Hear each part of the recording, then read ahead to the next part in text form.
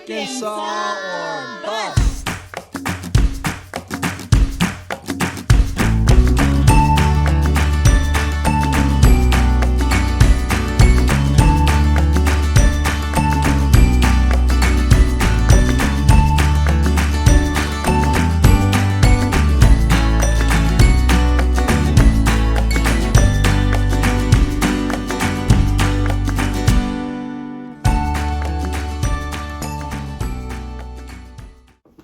So that's our story in a nutshell up to this point. I guess we could start with today is August 5th. Yes. 2022. Yesterday was our 13th wedding anniversary. 13 years? 13 years, and we're just changing everything. We're chasing a new dream. Yeah. I mean, it started pieces of it. Is it a new dream, though? I don't really think it's a new dream. It's one that we've expanded upon and grown, but pieces of it have been laid throughout our marriage. We've been building upon it and thinking about it. From our first garden in Washington to learning how to can, to buying food from through a co-op to get better prices in bulk. All sorts of things. Me having never-ending projects. I love to build things. I love to do things with my hands. So that kind of naturally feeds into this life, as I'm sure many of you know and understand. And even like wanting to get some of like away from box foods or processed foods, not letting, some of those processed foods like the cream of crap, that's what I call it, like the cream soups or high sodium. Yeah, just things like that. Fructose, corn syrup, everything. Just trying to cut some of that out that we can has led us to just here. Yep. And here is a pretty damn good place. It is. So, why did we move? In the video you watched, our little intro, I explained a little bit.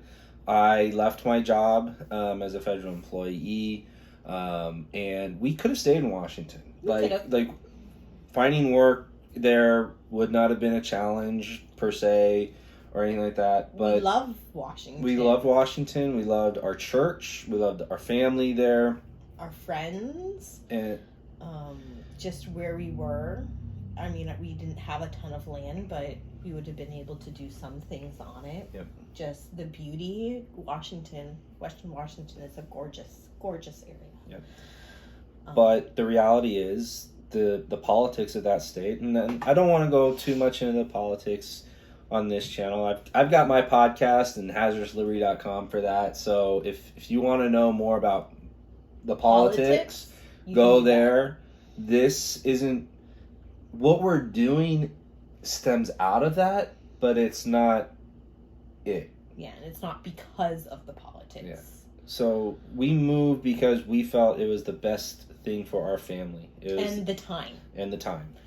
If we didn't do it then, we might not have done it. Yeah, it was one of those, if we didn't pull this trigger now, it likely wasn't ever going to happen. So we grabbed it and we held on tight. Yeah, the housing market was just right. And I love you if you know what movie that's from. The housing market was just right to sell our house. We had owned it for about 11 years. We had equity in it. We were able to sell it for almost double what we paid. Ridiculously bloated market, which is now stagnant. It just, Which, if you're watching this, you've either been through this or you're going through it now. And if you're going through it now or thinking about going through it, decide quick. Kid, jump. Now it has to be the time to jump. It was actually on my Hazardous Liberty Facebook page. Somebody responded to a post that I made about, getting prepared, and someone commented it's too late, and I was really happy to see that at least 5 or 6 other people jumped on board and said no, it's never too late. You can always start something, and if you can't do everything now, which you can't do it all at the same time, but you can get with the people who are. You can find the people in your area, or if you're looking to move, get with those people who are established, who are further down the line than you are, because you're going to need to learn from them, and you're going to need to depend on them when stuff hits the fan. And if you can't change where you are, you can still learn skills. If you don't know how to cook from scratch, learn how to cook from scratch. Learn how to can, dehydrate, freeze, start meal planning. Expand your food palette. You know, if you're used to only certain kinds of food, start getting used to a wider array of food, especially food that you know you can grow. Either Start where you're a garden, at. learn how to garden, things like that. You can learn these skills where you're at. You don't have to move to do them. Right. So just start where you are. Homesteading really is more a frame of mind than what you're actually necessarily where you are doing, because you can do it anywhere. There's urban homesteads, there's people in apartments. You know, you can make it work wherever you are. Yeah. So, but we had the ability, since we were moving, to think about what we wanted. Right. Which kind of brings us to the next thing of, you know, we're in Arkansas. Why Arkansas? Like, it's one of those states that people are like, what? Which is so funny, because as we were looking at it, that was the reaction we got from people, was Arkansas, you know. Good luck finding it on a map, you know, kind of thing. But now Arkansas is like in the top 10 places of people moving to, because of a lot of the reasons that we looked at. Now, one of the biggest reasons we even looked at Arkansas and anchored in Arkansas was her mother lived here in Morrilton, taking care of her dad. My grandfather's here, and I have a cousin and another uncle here, so we have family here. And my grandmother grew up in Arkansas, so you know, we considered Tennessee, we considered Idaho, we considered Texas, we considered Missouri. I mean, we really Arizona, considered a wide a lot of different places, range of places, and Arkansas just ended up being the one that not only was closest, you know, for an anchor point, but it had everything we were looking at. You know, even though we haven't drilled a well on our property yet, most of Arkansas has a really high water table, so we knew, and we know we don't probably have to drill very deep to get to a good water source. Yeah. Lots of land at still reasonable prices. Everything from completely raw land, and we looked at some raw land. We looked at raw land. To, you know, places like what we ended up in, which had an old farmhouse on it. It was an older plot, but had been worked a little bit. Yeah. So I think that's the thing. If you're thinking about it and you're looking at it, our biggest recommendation is identify what your goals are. What do you want to do? And then make sure you're shopping for something that keeps those goals in front. And like when we were thinking about location, we knew we were going to homeschool our girls, so we weren't really concerned with finding a school system or anything like that. We were more important about finding a church that was good for us, and then also our girls' gymnastics, because our girls are competitive gymnastics, and that was really important to them. And we promised if we moved that we would still, that could still be something that they did. And I'll be honest, I hate long commutes, so I didn't want to be like an hour away from a gym, especially if you end up there 5-6 days a week, which is entirely possible. Then half your day is spent at the gym. But I think what is really important about that is that we even didn't realize how high on the priority list that was for finding a spot, because we kept thinking, well, we can look on the periphery of, you know, commuting distance, like 30 minutes, an hour, you know, and really finding the right gym and being close to it really moved way up in our priorities. So even us thinking about it and talking about it for months on end before we actually jumped, you know, we had to quickly reevaluate, quickly reprioritize stuff. So, and we realized we wanted to be closer to mom too, my mom, because, you know, it's my important. Grandmother's getting older, and my girls and my mom have a great relationship, She's very active in their lives. She lived with us in Washington. When my grandfather passes, she'll live with us here. Okay. So it was important that we were close because she missed like 3 years of their lives while she lived here with Grandpa, and we wanted her to be able to be a part of that. So I guess just really talk about it, about your priorities and about the things you want, your goals, and keep those in mind, and don't be afraid to reevaluate your goals and reevaluate and change them if you need to, reorder them if you need to. And honestly, the other thing, we thought that we were going to buy raw land and live in our camper. Right. And then we lived in our camper. And we realized really quickly that camper life isn't us. Could we do it? It's not us. We could have done it. We know people. We have friends who that's all they do is camper life, and they make it work, and that's awesome. Them. And if that's you, awesome. You can great. It wasn't us. We would not have thrived. No, not like we are now. Not like we could be. And so we quickly reevaluated and started looking at land with houses. And now we ended up buying land with a house, and it's not a huge house. It's smaller than what we had in Washington, but because of the layout and all that, it actually feels bigger. Yeah. Feels like we have way more space. Right. It's just it's amazing how amount of space is not nearly as important as how that space is laid out. So. Yep. I mean, we even have an extra bedroom. I mean, they're small bedrooms, but we like each other, not enough to live on top of each other in a camper, but our house is not too big, but it allows us to have our space apart, right?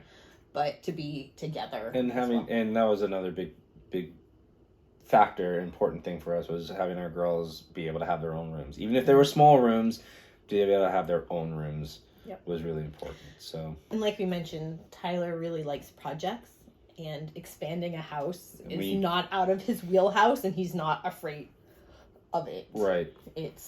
And that's something that we knew going into. So I guess along with keeping your goals in mind, keep what you're willing to do in mind. Know your skills. Know what your skills are. Know your limitations, but also don't be afraid to push those limitations.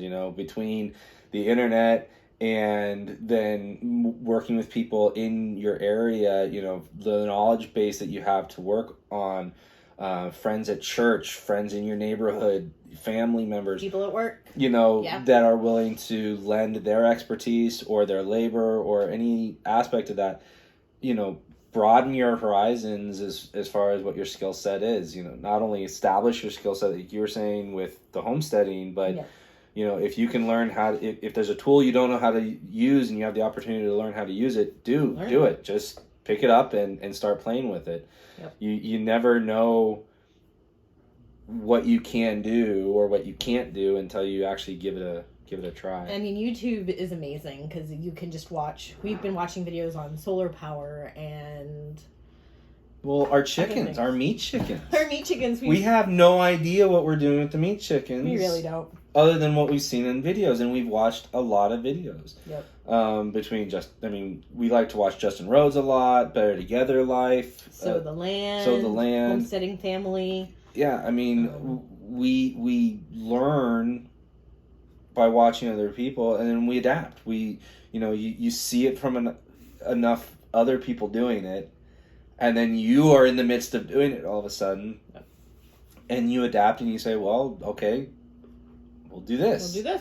And before you know it, you have 4-week-old broiler chickens, and you're getting ready to butcher them on come Labor Day, and that'll be fun. And we've never done it. We've never done it. And we might screw it up. We might, who knows? Who knows? It'll be an experience. We're going to learn. But we're going to do it. We're going to do it, and we're going to learn, and we'll have fun doing it, and that'll give us a skill to do the next one. Yep. And we're going to do it together. The girls will be involved. And kind of disturbed how looking forward to it they are, though. We've been prepping them for about a year now on the fact... I think it was probably September when we decided that we were actually going to move. But we've been talking about this homestead thing for a while. and talking about getting animals and raising meat chickens, and we want to get pigs, and we've talked about how they're food and where our food comes from, and just how, you know, we will process these and all of that. And they seem to be just perfectly fine with it. They had questions, and we've answered them, and they've watched a bunch of the videos with us. In fact, sometimes they're like, "Do we have to watch another homesteading video?" We're like, "Yes, you do." But yeah, so it'll be interesting to see when the moment actually comes how it actually matches up. But anyway. We've kind of already talked about why we're homesteading, like why we've chosen to homestead versus anything else. You know, well, a lot of it is really about freedom, the freedom of choice to decide what we're feeding our family, how they're taken care of, or how it's grown. You know, because we get to decide, you know, what chemicals, if any, are in our garden, what kind of food we feed our animals. We get to process it, whether that's canning or freezing or whatever. We get to decide what and how, and it just making sure that we're getting nutrient-rich food, nutrient-dense food, that it's not just fluff calories. Right. Well, and it's also, I mean, stuff's hitting the fan in the world. It just, it is. And I don't think you'd be watching a video like ours or homesteading videos at all if that wasn't at least a part of what you're looking at. And so you know, prices are going up, supply chain issues. You know, the world is in a great big mess. Plant-based meat, like now certainly nothing more than the world's ever been in before. You could make an argument, I think, that it's different. Yeah. You know, than it has been before. And there's so much uncertainty because, you know, the things that we've always relied on or thought we could rely on aren't so reliable anymore. And so we're not looking for this off-grid life per se, but we're looking for a sustainable and independent life as much as possible, so that when stuff really does hit the fan, when, you know, we can't trust the water source, or the water source gets shut off, or, you know, luckily we have nuclear power here, so, you know, we've got pretty stable power, but we're getting a solar system, we're getting a solar energy, because we want to be able to be independent if necessary, because stuff's can and it will can happen. Maybe it won't. It would be great if we were worried for nothing, but you just prepare the best you can, and so we're prepping and we're preparing for what could come. Well, there's also a biblical component for us too. There is. You know, we believe that we were created to be good stewards. You know, we believe that there's, you know, the injunction in Genesis of why we're created, what we're created, and even as a result of the fall, even as a result of our sin, how God takes care of us. And part of that is doing the things that he told us to do. You know, having to work the soil, work the earth to produce food is both a punishment but a blessing at the same time. It's saying, this is how I'm going to take care of you. You gave up the easy life. Here's the hard life, but through that, you will be blessed. And so, that's something that we really embrace too, is really working, toiling for our daily bread, making sure that we, I don't want to say earn it, but that we're not just taking. That we are not just consumers, but that we're producing as well. Right. Yeah. So, and then the last thing, why YouTube? Why are we even sharing this with people? And the biggest reason is because we want you to laugh at us. Pretty much, please. We do. It sounds weird, but we do. I mean, hopefully you're laughing with us. I mean, we both grew up in the suburbs.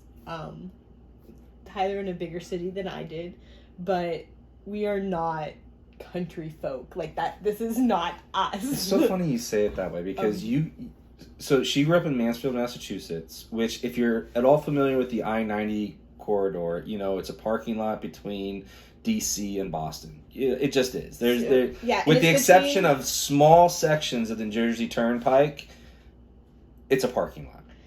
And I mean, I grew up between Providence, Rhode Island, and Boston, Massachusetts. Very suburban.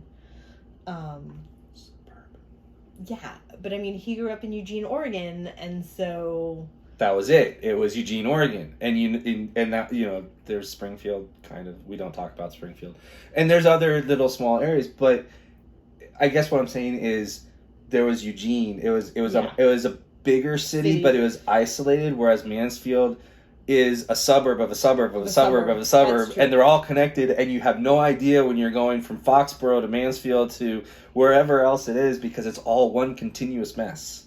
Except for the signs that say now entering, so now you know when you're in another town. That are all covered over with moss and... I can read them just fine. But you're right. No, driving into Eugene on I-5, I mean, you're going through fields. Yeah. And so there is more agriculture all around. Agriculture, and then there's... City. And that's it. And so... But we want you to laugh with us, at us. We're learning. Because we want you to see the mistakes that we make because we're real. You're real. This isn't... And we're not really wanting to teach you how to do this. No, we're really wanting to encourage you that we are just normal people who are figuring it out as we go. And you can too.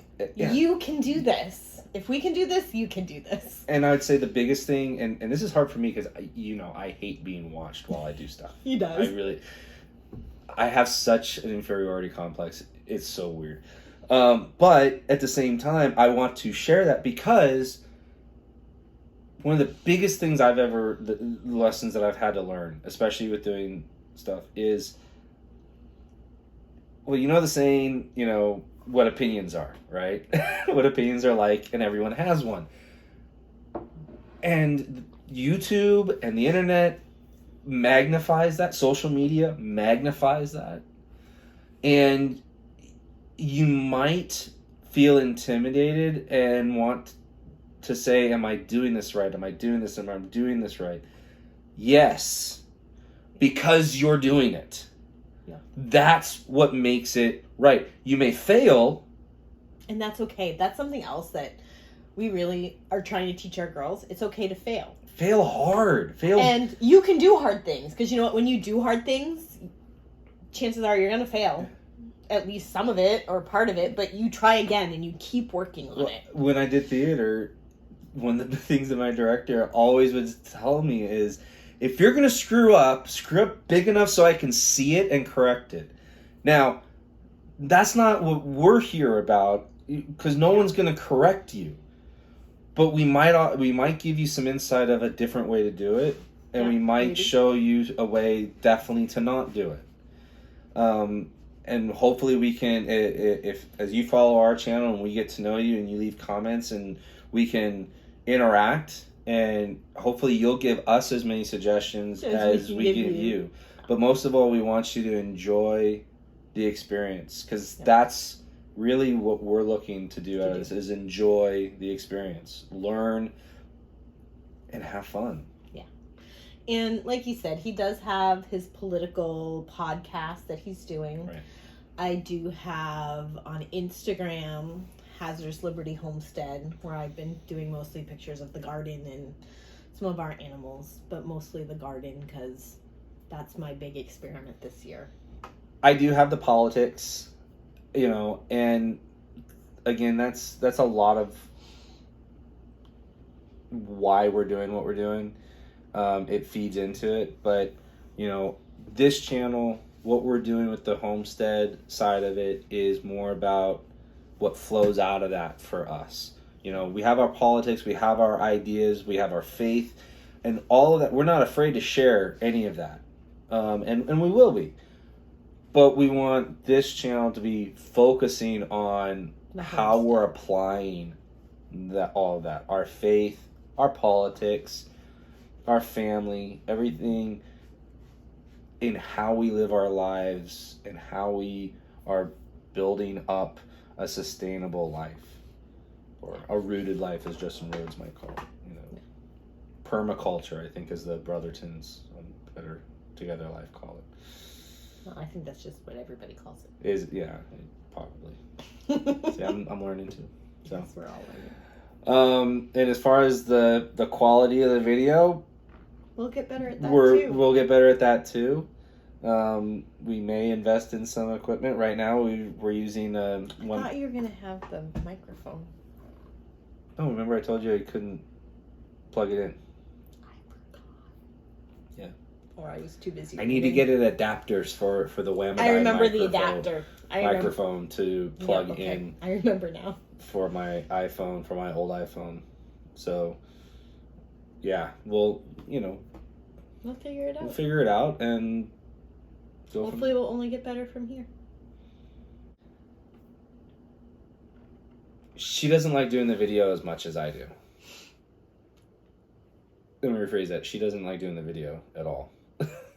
She's going to. She's promised me she will from time to time, and we will sit down and do these from time to time. Mm-hmm. So it's not always going to be me, but it will be mostly him. A lot of me. And maybe sharing stuff. And our girls. Our girls are complete hams for the camera, and they will, once they get past their fake shyness. Oh, we got to do the part where we say, hit the like button, hit the subscribe button. We don't have any other videos for you to like. Yeah, we have no links or anything but... like that, and I don't even know how to put all that stuff in yet. We'll figure it out. And but you can hit down there. Maybe is the subscribe or the like. I don't know. Somewhere down there, and this is where if you had like the graphics and stuff on the screen. We're really bad at this. We need to get our. You know what? Our youngest daughter. She's 7. She'll probably figure all this stuff out for us. She's pretty smart like that. All right. Okay, that's it.